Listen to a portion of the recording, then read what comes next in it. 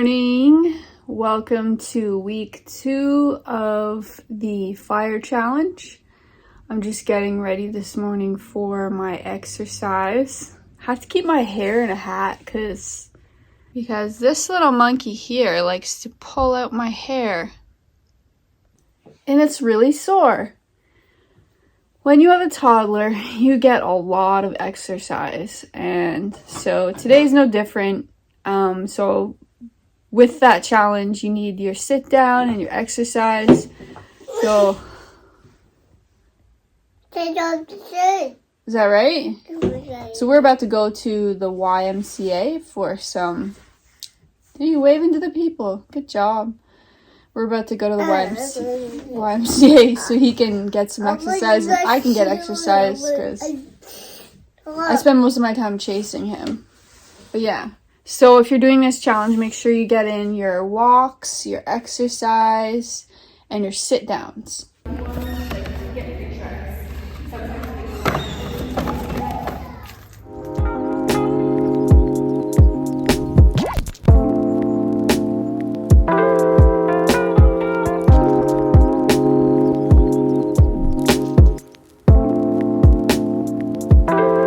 Today's actually an absolutely stunning day, so I'm thinking I might have a little fire here at lunchtime while my son's having a nap. I think that'd be really cool. It's like 20 degrees today, Celsius, like maybe warmer. It's just super, super beautiful. So I'm gonna be using my Hibachi fire pit, my DIY fire pit. Yeah, it's like someone left some scraps in here. That's from an old fire a while back, but yeah, let's get one going.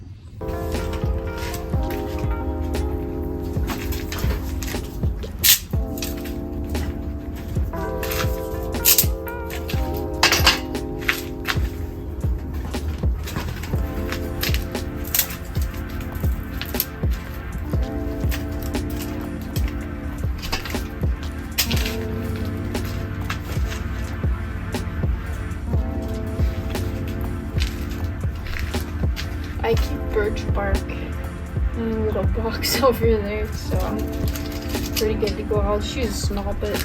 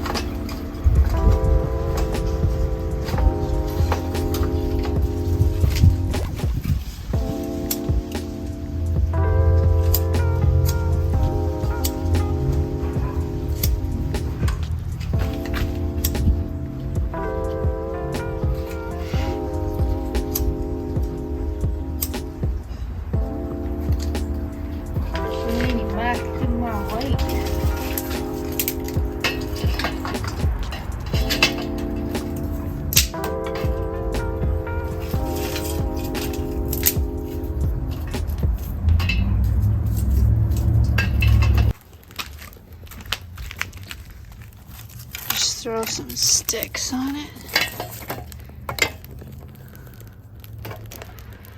Get it going.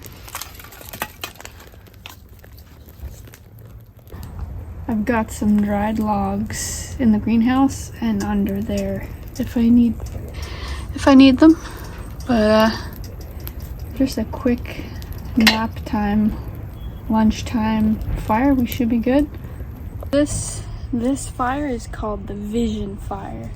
So we're going to hold our vision and we're going to write down all the things that are holding us back from our goal that we set in the first fire. So fears, people, excuses, things that hold you back. We're gonna write them down and we're gonna burn them in the fire.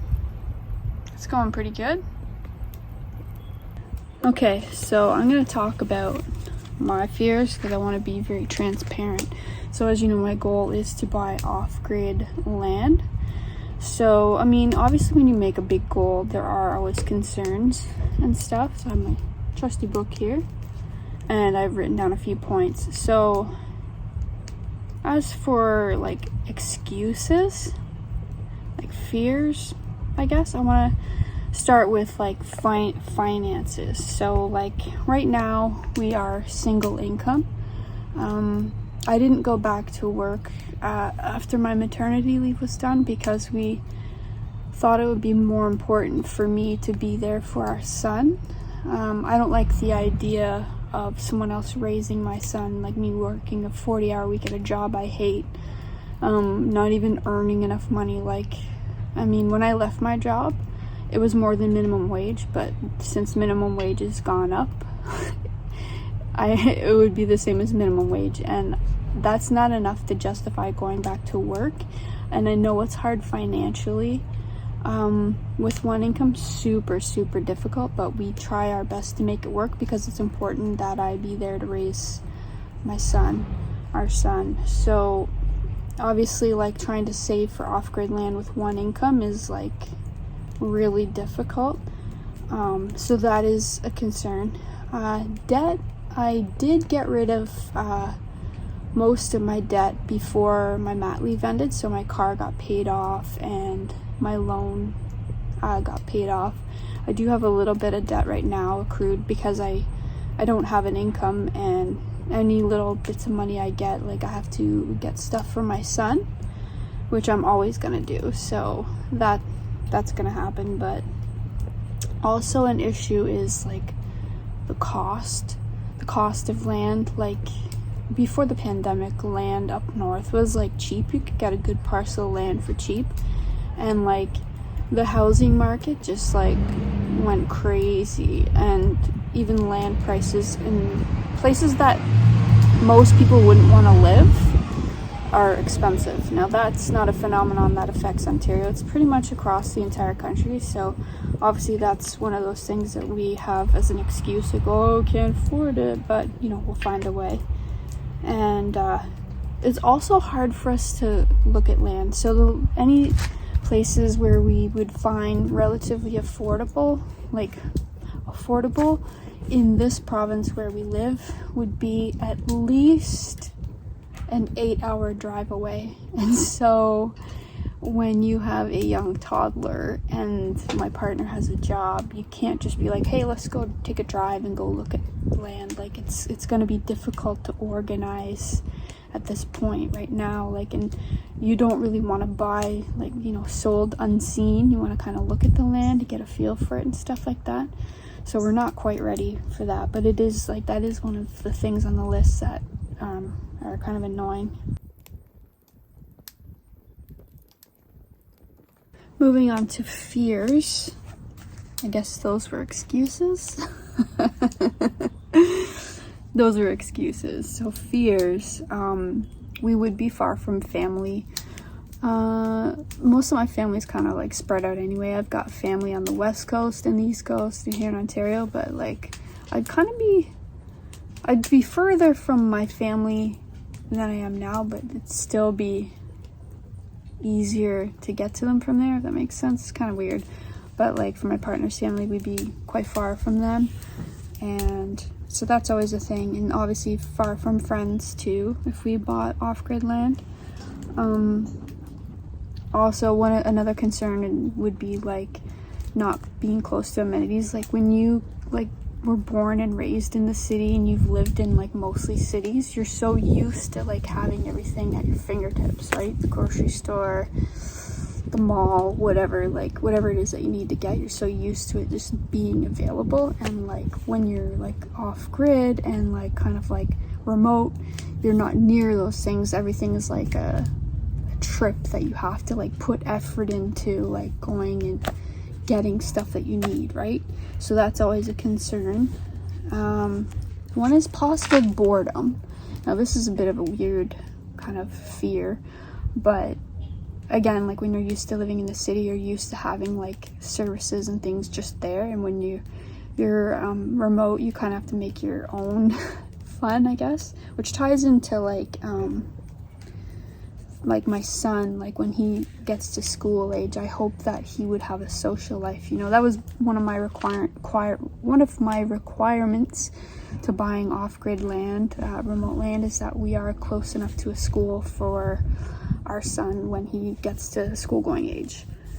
And then finally, one last thing I wrote down was not being able to get food. So like in the event that there was like a bad snowstorm or something, that we'd be like snowed in, unable to get to a grocery store. Now, I'm gonna counteract that by saying, like, if you're a prepper, like we kind of are, then you're gonna have a supply of food. But I just wanted to put that out there anyway. Now is the time to take our list of excuses and fears and we burn it. I didn't burn myself this time. There it is. It's getting burnt.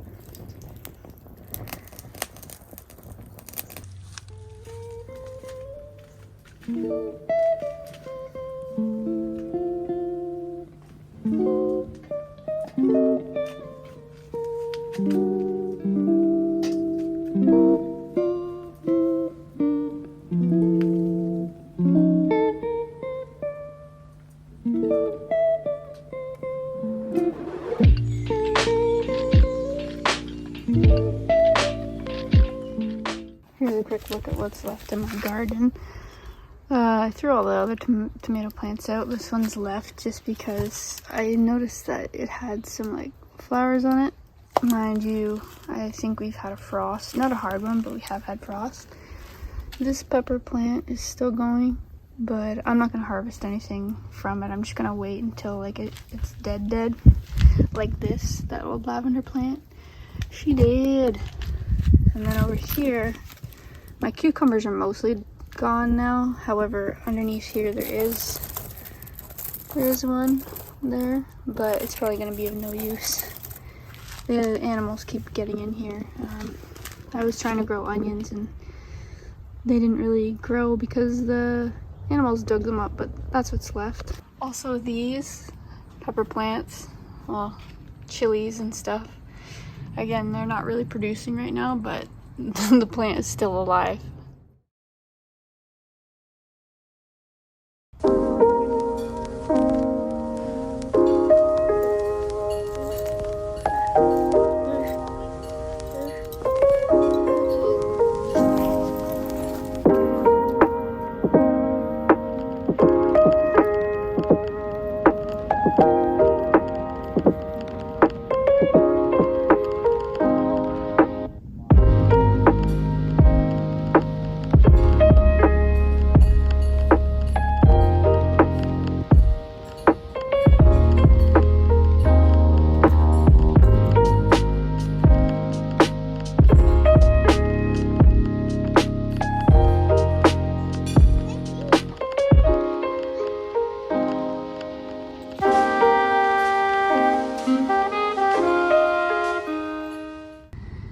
You can enjoy this sit down with the little guy as he sits down too.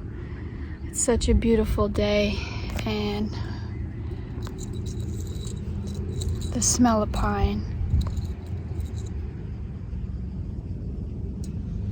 So amazing. I love the smell of pine. I love outdoors with this little guy. All you need is some snacks and a nice blanket, and you're golden. Right, buddy?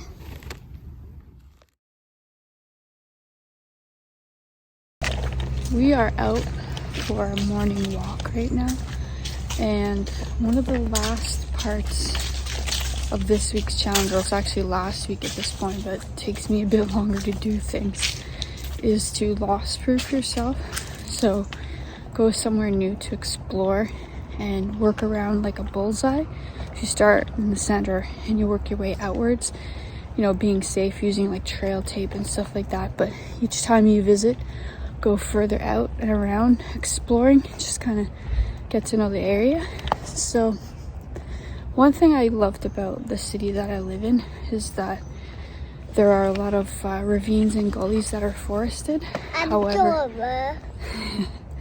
However, we do have a large homeless population and they have overtaken the gullies, so they're no longer safe to explore. And so I gotta get my thinking cap on because I need to find somewhere that I can take my son with me because my partner's working late this week, and so I'm on mama duty for a lot longer than usual. So it's gotta be stroller friendly as my son doesn't walk yet. So I'm thinking I gotta look at a map and we'll see if I can find somewhere to explore. One thing that really sucks about southwestern Ontario, not just southwestern, but most of southern Ontario, is there's no backcountry. As in, like, everything is private land and not crown land. You have to go up to, like, near Algonquin Park up north to get crown land. Most of the land is, like, provincial parks or privately owned, so you're limited in that respect for, like, campfires and stuff like that. So, yeah, really gotta get the thinking cap on.